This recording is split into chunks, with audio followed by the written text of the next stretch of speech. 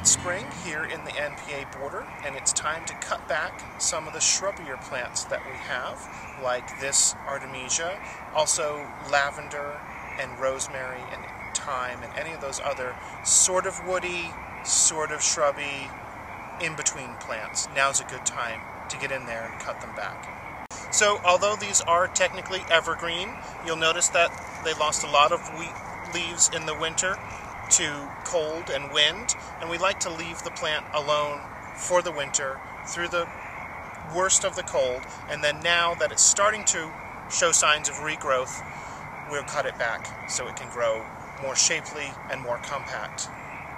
So we're going to just go ahead and cut it back pretty aggressively to shape. So we're going to end up with a nice mounded shape eventually, and clean up any dead leaves, get the leaves out of the center now that they're not doing any good in there, to keep it from rotting, and cut randomly, doesn't matter, it'll regrow from the buds left behind. One of the main reasons why we cut it back so hard is to keep the shape and keep it compact. If we didn't cut it back, it would grow just from the tips mostly and be twice the size it was, and floppy and open. So this way here it'll branch down lower, be a much nicer, more compact plant. And here's our little shrubby Artemisia all set and ready to grow out this summer and make a beautiful silver gray mound.